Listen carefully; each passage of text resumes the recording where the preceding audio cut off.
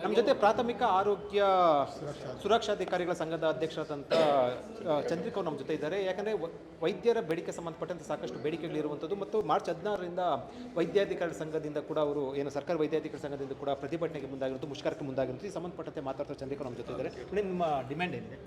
ನಮಸ್ತೆ ಸರ್. ಏನಿಲ್ಲ, ನಮ್ಮ ಡಿಮ್ಯಾಂಡ್ ಅಂದರೆ ನಾವು ಬೇಸಿಕಲಿ ಫೀಲ್ಡ್ ಲೆವೆಲಲ್ಲಿ ಕೆಲಸ ಮಾಡ್ತಾ ಇರೋದು, ಕ್ಷೇತ್ರ ಮಟ್ಟದಲ್ಲಿ ಕೆಲಸ ಮಾಡ್ತಾ ಇದ್ದೀವಿ. ನಮ್ಮದು ಕೂಡ ಎಸೆನ್ಷಿಯಲ್ ಸರ್ವಿಸಲ್ಲೇ ಬರುತ್ತೆ, ಪಬ್ಲಿಕ್ ಹೆಲ್ತಲ್ಲಿ ನಾವು ಬರ್ತಾ ಇದ್ದೀವಿ. ನಮ್ಮನ್ನೆಲ್ಲ ಮೊದಲಿಂದನೂ ಆರೋಗ್ಯ ಇಲಾಖೆ ಬೆನ್ನೆಲುಬು, ನಡೆದಾಡುವ ಆ್ಯಂಬುಲೆನ್ಸ್ ಎಲ್ಲ ಅಂತ ಗುರುತಿಸ್ತಾ ಇದ್ರು. ಈಗ ನಾವು ವಿವಿಧ ಎಲ್ಲ ವೃಂದ ಸಂಘಗಳು ಸೇರಿಸಿ ಇದನ್ನು ಮುಷ್ಕರಕ್ಕೆ ಕರೆ ಕೊಟ್ಟಿರೋದು ಸರ್. ಇದು ನಮ್ಮ ಜೊತೆಗೆ ಎಲ್ಲ ವೃಂದ ಸಂಘದವರು ಇದ್ದಾರೆ. ನಮ್ಮದು ಮೇನಾಗಿ ಹೇಳಬೇಕಂದ್ರೆ ಸರ್, ಈಗಾಗಲೇ ಆಲ್ರೆಡಿ ನಮ್ಮ ಎಲ್ಲ ಅಧ್ಯಕ್ಷರು ಹೇಳ್ತಾನೆ ಇದ್ದಾರೆ, SDG ಗೋಲ್ ಅಂತ ಏನು ಹೇಳ್ತೀವಿ ನಾವು, ಮೇನ್ಲಿ ನಾವು ಅಪಾಯಿಂಟ್ ಆಗಿರೋದು IMR ಮತ್ತು MMR ಕಡಿಮೆ ಮಾಡೋಕ್ಕೋಸ್ಕರ, ತಾಯಿ ಮರಣ ಮತ್ತು ಮಕ್ಕಳ ಮರಣ ಕಡಿಮೆ ಮಾಡೋದು. ಈಗ ನಮ್ಮ ರಾಜ್ಯದಲ್ಲಿ ತಾಯಂದಿರ ಮರಣ ಬಹಳಷ್ಟು ಕಡಿಮೆ ಆಗಿದೆ, ನಿಮಗೂ ಗೊತ್ತಿರುವಂಥ ವಿಚಾರ. ಏನು ನಾವು ಸಸ್ಟೈನಬಲ್ ಡೆವಲಪ್ಮೆಂಟ್ ಗೋಲ್ಸ್ ಅಂತ ಏನು ಹೇಳ್ತೀವಿ, 2030ಕ್ಕೆ ಅದನ್ನು 70ಕ್ಕೆ ಇಳಿಸ್ಬೇಕು ಪ್ರತಿ 1 ಲಕ್ಷ ಜನಗಳಿಗೆ ಅಂತ ಒಂದು ಟಾರ್ಗೆಟ್ ಇದೆ ಸರ್. ಬಟ್ ನಾವೀಗ ಆಲ್ರೆಡಿ 68ಕ್ಕೆ ಬಂದಿದ್ದೀವಿ ಕರ್ನಾಟಕ ರಾಜ್ಯದಲ್ಲಿ. ಈಗ ಇನ್ನೂ 2026ನೇ ಇಸ್ವಿ ಅಷ್ಟು ನಮ್ಮದು 2026ನೇ ಇಸ್ವಿಗೆ ನಾವು MMRನ ಈಗ 68ಕ್ಕೆ ಇಳಿಸಿದ್ವಿ. ಅದೇ ರೀತಿ ನಮ್ಮದು IMR ನೋಡೋಕೆ ಹೋದರೆ 17 ಇದೆ, ಅಲ್ಲಿಯೂ ಕೂಡ 21 ಇದೆ SDG ಗೋಲ್ ಪ್ರಕಾರ IMR. ಇಷ್ಟೊಂದು ನಾವು ಗಣನೀಯ ಪ್ರಮಾಣದಲ್ಲಿ ಏನು IMR ಮತ್ತು MMRನ ಇಳಿಸಿದ್ದೀವಿ. ಕೇವಲ ನಾವು 50% ಸ್ಟಾಫ್ ಮಾತ್ರ ಸರ್. ನಮ್ಮ ಇಲಾಖೆಯಲ್ಲಿ 50% ಜನ ಇದ್ದು ಇಷ್ಟೊಂದು ಕಡಿಮೆ ಮಾಡಿದ್ದೀವಿ. ಇದನ್ನು ನಾನು ಸರ್ಕಾರಕ್ಕೆ ಏನು ಹೇಳಿ ಬಯಸ್ತೇನೆ ಅಂದರೆ, ನಮ್ಮ ಇಲಾಖೆಗೆ ಇಷ್ಟೊಂದು ನಾವು ಹೋರಾಟ ಮಾಡಿದ್ದೀವಿ ಏನಕ್ಕೋಸ್ಕರ, ನಮ್ಮ ಸಾರ್ವಜನಿಕರಿಗೆ ಒಂದು ಆರೋಗ್ಯ ರಕ್ಷಣೆ ಕೊಡಬೇಕು ಅನ್ನೋದು ಒಂದೇ ಉದ್ದೇಶ ಸರ್ ನಮ್ಮದು.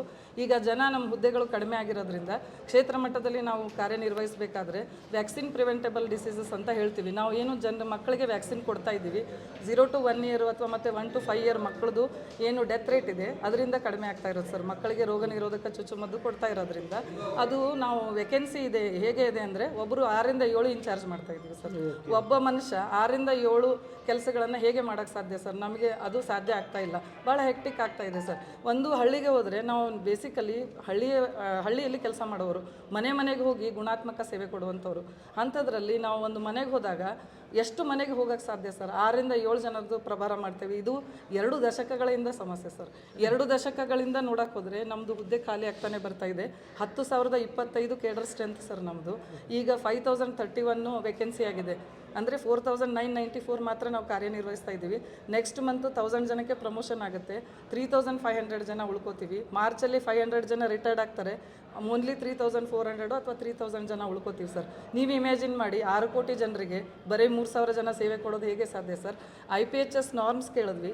ಆ ನಾರ್ಮ್ಸು ಏನಂದರೆ ಇವ್ರು ಹೇಳ್ತಾರೆ ಪ್ರತಿಯೊಂದು ಗೌರ್ಮೆಂಟ್ ಆಫ್ ಇಂಡಿಯಾ ಗೈಡ್ಲೈನ್ಸ್ ಪ್ರಕಾರ ಅಂತ. ಇದನ್ನು ಯಾಕೆ ಮಾಡ್ತಾ ಇಲ್ಲ ಸರ್? IPHS ನಾರ್ಮ್ಸು ಟ್ರಾನ್ಸ್ಫರ್ ಯಾವ ಸ್ಪೀಡಲ್ಲಿ ಮಾಡಿದ್ರು, ಎಷ್ಟು ಪಾರದರ್ಶಕವಾಗಿ ಮಾಡಿದ್ರು, ಪದೋನ್ನತಿ ಕೂಡ ಅಷ್ಟೇ ಸ್ಪೀಡಲ್ಲಿ ಅಷ್ಟೇ ಪಾರದರ್ಶಕವಾಗಿ ಮಾಡಲಿ. ನಾವು ನಮ್ಮ ಜಿಲ್ಲೆಯಲ್ಲೇ ಪದೋನ್ನತಿ ತೊಗೋಬೇಕು ಅನ್ನೋದು ನಮ್ಮ ಎಕ್ಸ್ಪೆಕ್ಟೇಷನ್ ಸರ್. ಏನಂದರೆ ನಮ್ಮ ಜಿಲ್ಲೆಯಲ್ಲೇ ನಮಗೆ ಕೌನ್ಸಿಲಿಂಗ್ ಮಾಡಲಿ, ಅಲ್ಲಿ ಕೌನ್ಸಿಲಿಂಗ್ ಮುಖಾಂತರ ಹುದ್ದೆಗಳನ್ನು ತೋರಿಸಿ ಅಲ್ಲೇ ಕೊಡಲಿ. ಬರೀ ಇವರು ಹೇಳ್ತಾರೆ ಸರ್ ನಾವು ಪರಿಷ್ಕರಣೆ ಮಾಡ್ತಾ ಇದ್ದೀವಿ, ನಿಯಮಗಳನ್ನು ಕೊಡ್ತಾ ಇದ್ದೀವಿ, C&R ಮಾಡ್ತಾ ಇದ್ದೀವಿ. 4.5 ವರ್ಷದಿಂದ ಯಾವುದೂ ಕೂಡ ಆಗಲಿಲ್ಲ ಸರ್. C&R ಹೇಳ್ತಾರೆ, ಪ್ರತಿ ಸರಿ ಮೀಟಿಂಗ್ ಕರೀತಾರೆ, ಮತ್ತು ಅದನ್ನು ಮಾಡ್ತಾನೂ ಇಲ್ಲ. ಹಾಗೇ ನಮ್ಮ ಪದೋನ್ನತಿದು ಏನು ಲಿಸ್ಟ್ ಬಿಡ್ತಾರೆ ಗ್ರೇಡೇಷನ್ನು, ಪೂರಾ ಲೋಪದೋಷ ಪೂರಿತವಾಗಿರುವಂಥ ಲಿಸ್ಟ್ ಸರ್. ಯಾರು ರಿಟೈರ್ಡ್ ಆದವ್ರನ್ನ ತೆಗೆಯಲ್ಲ, ಡೆತ್ ಆದವ್ರನ್ನ ತೆಗೆಯಲ್ಲ, ಪ್ರಮೋಷನ್ ಆದವ್ರನ್ನ ತೆಗೆಯಲ್ಲ, ಸಸ್ಪೆಂಡ್ ಆದವ್ರನ್ನ ತೆಗೆಯಲ್ಲ. ಹಾಗೆ ಲಿಸ್ಟು ಡೇಟ್ ಚೇಂಜ್ ಮಾಡಿ ಬಿಡ್ತಾ ಇದ್ದಾರೆ ಸರ್. ಹೇಳ್ತಾ ಇದ್ದಾರೆ ಲಿಸ್ಟ್ ಬಿಡ್ತಾ ಇದ್ದೀವಿ. ಏನು ಪ್ರಯೋಜನ ಸರ್? ಮೇಡಮ್, ಮೂಲಭೂತ ಸೌಲಭ್ಯಗಳು ಬಹಳ ಪ್ರಮುಖವಾಗಿರುವಂಥದ್ದು ಆರೋಗ್ಯ ಕ್ಷೇತ್ರ. ಯಾಕಂದ್ರೆ ನಿಮಗೆ ಎಲ್ಲ ಪ್ರತಿಯೊಬ್ಬರು ಕೂಡ ಅದು ರೀಚ್ ಆಗುವಂಥದ್ದು ಬಹಳ ಪ್ರಮುಖವಾದ ಕ್ಷೇತ್ರ. ಇಂಥ ಕ್ಷೇತ್ರದಲ್ಲಿ ಹೆಚ್ಚು ಸಿಬ್ಬಂದಿಗಳಿರಬೇಕು. 50% ಸಿಬ್ಬಂದಿ ಕೊಟ್ಟು ನೀವು ಕೆಲಸ ಎಕ್ಸ್ಟ್ರಾ ಮಾಡಿ ಅನ್ನೋಂಥದ್ದು ಅದು ಒಂದು ಅವೈಜ್ಞಾನಿಕ. ಸೊ ನೀವು ಈ ಬಗ್ಗೆ ಸಾಕಷ್ಟು ಡಿಮ್ಯಾಂಡ್ ಇಟ್ಟರು ಕೂಡ ಒಂದು ನಾನು ಹೇಳಕ್ಕೆ ಇಷ್ಟಪಡ್ತೀನಿ ಸರ್. 19 ಮೀಟಿಂಗ್ ಆಗಿದೆ ನಮ್ಮದು. 3 ಮೀಟಿಂಗಲ್ಲಿ ಮಾನ್ಯ ಸಚಿವರು ನಮ್ಮ ಜೊತೆಗಿದ್ರು. ನಂದು 6 ಪ್ರೊಸೀಡಿಂಗ್ಸ್ ಆಗಿದೆ ಸರ್. 6 ಪ್ರೊಸೀಡಿಂಗ್ಸು ನನ್ನ ಹತ್ರ ಇದೆ. ಅದರಲ್ಲಿ ಕೇವಲ 2 ಬೇಡಿಕೆಗಳು ಮಾತ್ರ ಈಡೇರಿದ್ದಾವೆ. ಸಕಾರಾತ್ಮಕವಾಗಿ ಸ್ಪಂದಿಸ್ತಾರೆ, ಚರ್ಚೆ ಮಾಡ್ತಾರೆ, ಆಯಿತು ಅಂತ ಹೇಳ್ತಾರೆ, ಬಟ್ ಇಂಪ್ಲಿಮೆಂಟೇಷನ್ ಆಗ್ತಾ ಇಲ್ಲ ಸರ್. ಅದು ನಮಗೆ ಬಹಳ ಬೇಜಾರಾಗಿದೆ. ಆಮೇಲೆ ANMTCಗಳು, LHVTCಗಳು ಮತ್ತು ನಮ್ಮದು CPHN, PGDHP ತರಬೇತಿ ಕೇಂದ್ರಗಳು ಆಲ್ ಓವರ್ ಇಂಡಿಯಾದಲ್ಲಿ ಎಲ್ಲ ಕಡೆ ಇದೆ ಸರ್, ನಮ್ಮ ANM ಪೋಸ್ಟ್ ಅಥವಾ ನಮ್ಮ PHCO ಪೋಸ್ಟು. ಬಟ್ ಈಗ ನಮ್ಮ ಕರ್ನಾಟಕದಲ್ಲಿ ಅಂಥ ತರಬೇತಿ ಕೇಂದ್ರಗಳನ್ನು ಮುಚ್ಚಿ ಅವೈಜ್ಞಾನಿಕ ಆದೇಶಗಳನ್ನ ಹೊರಡಿಸಿದ್ದಾರೆ ಸರ್. ಅವುಗಳನ್ನೆಲ್ಲ ವ್ಯತಿರಿಕ್ತ ಆದೇಶಗಳನ್ನು ಹಿಂಪಡೆಯಬೇಕು ಅನ್ನೋದು ನಮ್ಮ ಧೋರಣೆ ಆಗಿದೆ ಸರ್. ನಿಮ್ಮಲ್ಲಿ ಎಷ್ಟು ಜನ ಈಗ ಸ್ಟಾಫ್ ಇದ್ದಾರೆ ನಿಮ್ಮ ಒಂದು ಇಲ್ಲ? ನಮ್ಮಲ್ಲಿ 4,994 ವರ್ಕಿಂಗ್ ಇದ್ದೇವೆ ಸರ್. 10,025 ಇರಬೇಕಿತ್ತು ಅಷ್ಟೇ ಜನ. ಮತ್ತು ನಾನ್ ಸ್ಯಾಂಕ್ಷನ್ ಪೋಸ್ಟ್ ಜಾಸ್ತಿ ಇದ್ದಾವೆ ಸರ್. ಏನು ನಾನು IPHS ನಾರ್ಮ್ಸ್ ಬಗ್ಗೆ ಹೇಳ್ತಾ ಇದ್ದೆ, ಅದರ ನಾರ್ಮ್ಸ್ ಏನು ಹೇಳುತ್ತೆ ಅಂದರೆ 10,000 ಜನಸಂಖ್ಯೆ ಅಂತ ಇವ್ರು ಹೇಳ್ತಾರೆ ಸರ್, ಬಟ್ ನಾನು ಹೇಳೋದು 5,000 ಜನಸಂಖ್ಯೆಗೆ ಗ್ರಾಮೀಣ ಪ್ರದೇಶದಲ್ಲಿ ಒಂದು ಉಪಕೇಂದ್ರ, ಮತ್ತು ಅರ್ಬನ್ನಲ್ಲಿ ಕೂಡ ಅದೇ ಜನಸಂಖ್ಯೆಗೆ ಒಂದು ಉಪಕೇಂದ್ರ ಮಾಡಬೇಕು. ಗುಡ್ಡಗಾಡು ಪ್ರದೇಶಗಳಲ್ಲಿ 1,500 ಜನಸಂಖ್ಯೆಗೆ ಒಂದು ಉಪಕೇಂದ್ರ ಮಾಡಬೇಕು ಅನ್ನೋದು ನಾರ್ಮ್ಸ್ ಹೇಳುತ್ತೆ. ವರ್ಕ್ ಆಫ್ ರೂಲ್ ಯಾವ ರೀತಿ ಇರುತ್ತೆ ನಿಮ್ಮ ನಮ್ಮದು ಮನೆಗೆ ಹೋಗೋದು ಸರ್, ಹಾಗೆ ತಾಯಂದಿರ ಭೇಟಿ ಮತ್ತು ಮಕ್ಕಳನ್ನು ನೋಡೋದು, ಹಾಗೆ ಲಸಿಕಾ ಕಾರ್ಯಕ್ರಮ ಮತ್ತು ಬಾಣಂತಿ ಭೇಟಿ ಇರ್ಬೋದು ಸರ್. ಹೈ ರಿಸ್ಕ್ ಏನ್ಸಿನ ಗುರುತಿಸೋದು, ಅರ್ಲಿ ರಿಜಿಸ್ಟ್ರೇಷನ್ ಮಾಡೋದು, ಅದರಿಂದ ನಾವು IMR ಮತ್ತು MMRನ ಕಂಟ್ರೋಲ್ ಮಾಡಬೇಕು ಮತ್ತು 100% ಇನ್ಸ್ಟಿಟ್ಯೂಷನಲ್ ಡೆಲಿವರಿ ಮಾಡಬೇಕು. ನಾವು ಪ್ರಿವೆಂಟಿವ್ ಮತ್ತು ಕ್ಯೂರೇಟಿವ್ ಎರಡೂ ಮೇಜರ್ಸ್ಗಳಲ್ಲಿ ಕೆಲಸ ಮಾಡ್ತಾ ಇದ್ದೀವಿ ಸರ್. ಬೇರೆ ಹೋಲಿಸಿದ್ರೆ ನಿಮ್ಮದು ಕೂಡ ನಿಮ್ಮದು ಪಾತ್ರ ಮತ್ತು ನಿಮ್ಮ ರೋಲ್ ಕೂಡ ತುಂಬ ಜಾಸ್ತಿ ಇರುವಂಥದ್ದು, ತುಂಬ ಇಂಪಾರ್ಟೆಂಟ್ ಇರುವಂಥದ್ದು, ಮತ್ತು ಫೀಲ್ಡ್ ವರ್ಕ್ ಬೇರೆ ಮಾಡುವಂಥದ್ದು, ಮಳೆನೋ ಗಾಳಿನೋ ಅಥವಾ ಬಿಸಿಲು ಏನಿದ್ರು ಕೂಡ ಮಾಡುವಂಥದ್ದು. ಅದೇ ನಮ್ಮದು ಇನ್ನೊಂದು ಡಿಮ್ಯಾಂಡ್ ಸರ್ ಏನಂದರೆ KMS ನಾವು ಮಾಡೋಕ್ಕೆ 100% ರೆಡಿ ಸರ್. ಯಾಕೆ ಅಂದರೆ ನಾವೇ ಅದನ್ನು ಸಜೆಸ್ಟ್ ಮಾಡಿರೋದು KMS ಮಾಡಿ ಒಂದು ಪಾರದರ್ಶಕತೆ ಬರಲಿ ಅಂತ. ಬಟ್ ನಮ್ಮ ಬೇಡಿಕೆ ಏನಂದರೆ ನಾವು ಏನು 7 ಇನ್ಚಾರ್ಜ್ ಮಾಡ್ತಾ ಇದ್ದೀವಿ, ಪ್ರತಿಯೊಂದು ಹಳ್ಳಿ ಮ್ಯಾಪಿಂಗ್ ಮಾಡಿ ಸರ್. ಎಲ್ಲಿ ಹೋಗಿರ್ತೀವಿ ಅಲ್ಲಿ ನಾವು ಅಟೆಂಡೆನ್ಸ್ ಹಾಕ್ತೀವಿ. ಇವ್ರು ಹೇಳೋದು PHCಗೆ ಬಂದು ಅಟೆಂಡೆನ್ಸ್ ಹಾಕಿ ಅಂತಾರೆ.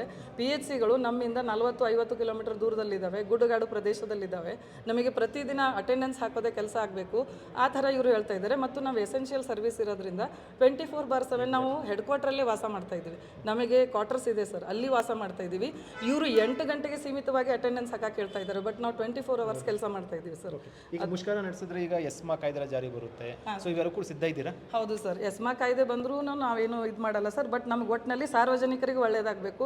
ಸಾರ್ವಜನಿಕರಿಗೆ ಎಲ್ಲ ಹುದ್ದೆಗಳನ್ನು ತುಂಬಿದರೆ ಅವರಿಗೆ ಸರ್ವಿಸ್ ಮನೆ ಬಾಗಿಲಿಗೆ ಗುಣಾತ್ಮಕವಾಗಿ ಹೋಗುತ್ತೆ ಸರ್. ಅದರ್ವೈಸ್ ನಾವು ಒಂದು ಮನುಷ್ಯನಿಗೆ ಎಷ್ಟು ಎಫಿಷಿಯನ್ಸಿ ಇರುತ್ತೆ ಅಷ್ಟು ಮಾತ್ರ ಮಾಡೋಕ್ಕೆ ಸಾಧ್ಯ. ಜನ ಕೇಳ್ತಾರೆ ಒಂದಿನ ನಾವು ಹೋಗದೆ ಹೋದರೆ ಯಾಕೆ ಬಂದಿಲ್ಲ ಅಂತ, ಬಟ್ ಅವ್ರಿಗೆ ಗೊತ್ತಿಲ್ಲ ಅಲ್ಲಿ ಅಪಾಯಿಂಟ್ಮೆಂಟ್ ಆಗಿಲ್ಲ, 8 ವರ್ಷದಿಂದ ನಮ್ಮ ಅಪಾಯಿಂಟ್ಮೆಂಟ್ ಆಗಿಲ್ಲ, 15 ವರ್ಷದಿಂದ ನಮ್ಮ ಹುದ್ದೆಗಳು ಪ್ರಮೋಷನ್ ಆಗ್ತಾ ಇಲ್ಲ ಅಂತ. ಇನ್ನೊಂದು ಹೇಳಕ್ಕೆ ಇಷ್ಟಪಡ್ತೀನಿ ಸರ್, ಏನು CPHN ಅನ್ನೋ ತರಬೇತಿ ಏನಿತ್ತು 1.5 years ರೆಸಿಡೆನ್ಷಿಯಲ್ ಟ್ರೈನಿಂಗ್ ಸರ್. ಗಂಡ ಮನೆ ಮಕ್ಕಳು ಬಿಟ್ಟು ಎಲ್ಲ ನಮ್ಮವರು LHB ಆದವರು ಟ್ರೈನಿಂಗ್ ತೊಗೊಂಡಿದ್ರು. ಅದು ಕೂಡ 30, 35, 40 ವರ್ಷ ಸರ್ವಿಸ್ ಆದವರಿಗೆ ಕೊಡ್ತಾ ಇರೋಂಥ ಟ್ರೈನಿಂಗ್ ಸರ್. ಅಲ್ಲಿ ಟ್ರೈನಿಂಗ್ನ ಕೊಟ್ಬಿಟ್ಟು 2011ರಿಂದ ಸ್ಟಾರ್ಟ್ ಆಗಿದೆ ಸರ್. 11 ಬ್ಯಾಚ್ಗಳಾಗಿದ್ದಾವೆ. ಅದು ಅಫಿಲಿಯೇಷನ್ ಆಗಿಲ್ಲ, ಅದಕ್ಕೆ ನಿಮಗೆ ಪ್ರಮೋಷನ್ ಕೊಡಲ್ಲ ಅಂತ ಈಗ ಸರ್ಕಾರ ಹೇಳ್ತಾ ಇದೆ ಸರ್ 2026ರಲ್ಲಿ. ಮತ್ತು ಅದರಲ್ಲಿ ಸರ್ಟಿಫಿಕೇಟ್ ಇನ್ ನರ್ಸಿಂಗ್ ಇಲ್ಲ ಅಂತ ಹೇಳ್ತಾ ಇರೋದು ಇವರೇ. ಅದು ಕಂಡೆನ್ಸ್ಡ್ ಮಾಡಿ ಜನರಲ್ ನರ್ಸಿಂಗು ಮತ್ತು ನಮ್ಮದು certificate in public health nursing ಎರಡೂ ಸಬ್ಜೆಕ್ಟನ್ನು ಸೇರಿ ಮಾಡಿದ್ದಾರೆ ಅನ್ನೋದೇ ಅಲ್ಲಿದೆ. ಅದಕ್ಕೆ NHM ಅಲ್ಲಿ PIP ಅಪ್ರೂವಲ್ ಆಗಿ ಸಾಕಷ್ಟು ಬಜೆಟ್ ಕೂಡ ಖರ್ಚು ಮಾಡಿ ಎಲ್ಲರಿಗೂ ತರಬೇತಿನ ಇನ್ಸೆಂಟಿವ್ಸ್ ಕೊಟ್ಟು, ಅಂದರೆ ನಮಗೇನು ಸರ್ಕಾರದ ಮೂಲಕನೇ ಕಾಲ್ಫರ್ಮ್ ಆಗಿ ಆ ತರಬೇತಿ ಕೇಂದ್ರಗಳಲ್ಲಿ ಉಳ್ಕೊಳ್ಳೋಕ್ಕೆ ಅವಕಾಶ ಕೊಟ್ಟು ಸ್ಯಾಲ್ರಿಯೊಂದಿಗೆ ನಮಗೆ ಅಲ್ಲಿ ತರಬೇತಿ ಕೊಟ್ಟು ಈಗ ಪ್ರಮೋಷನ್ ಕೊಡಲ್ಲ ಅಂತ ಹೇಳ್ತಾ ಇದ್ದಾರೆ ಸರ್. ಈಗ ನಮಗೆ 45,000 ಸ್ಟಾರ್ಟಿಂಗ್ ಸರ್, 35,700 ಬೇಸಿಕ್ಕು, ಟೋಟಲ್ ಆಗಿ 44,000 ಹಿಂಗೆ ಬರುತ್ತೆ ಸರ್. ಇದು ಚಂದ್ರಿಕಾ ಅವರ ಹೇಳಿಕೆ. ಅವ್ರು ಹೇಳ್ತಾ ಇರುವಂಥದ್ದು ಏನು ಎಸೆನ್ಷಿಯಲ್ ಸರ್ವಿಸ್ ಸಂಬಂಧಪಟ್ಟಂತೆ ತುಂಬ ಭಾಳ ಪ್ರಮುಖವಾಗಿ ಇರುವಂಥದ್ದು, ನಾವು ಮನೆಗೆ ತೆರಳಿ ಆರೋಗ್ಯ ಸೇವೆ ಸಂಬಂಧಪಟ್ಟಂತೆ ಚೆಕ್ ಮಾಡುವಂಥದ್ದು, ಮತ್ತು ತಾಯಿ ಮಗು ಏನು ಮರಣ ಪ್ರಮಾಣವನ್ನು ಇಳಿಸುವಂಥ ಸಂಬಂಧಪಟ್ಟಂತೆ ಅವೆಲ್ಲವೂ ಕೂಡ ಮಾಡ್ತಾ ಇರುವಂಥದ್ದು. ಆದರೆ ಅಗತ್ಯ ಹುದ್ದೆಗಳು ನೇಮಕ ಮಾಡ್ತಾ ಇಲ್ಲ, ಖಾಲಿ ಹುದ್ದೆಗಳು ಜಾಸ್ತಿ ಇದೆ ಅಂತ ಹೇಳುವಂಥದ್ದು. ಸರ್ಕಾರಕ್ಕೆ ಈ ಬಾರಿ ಸಾಕಷ್ಟು ಮನವಿ ಮಾಡೋದು ಕೂಡ ಪ್ರಯೋಜನ ಆಗಿಲ್ಲ, ಅನಿವಾರ್ಯವಾಗಿ ಮುಷ್ಕರಕ್ಕೆ ಮುಂದಾಗಿರುವಂಥದ್ದು ಅಂತ ಹೇಳಿರುವಂಥದ್ದು.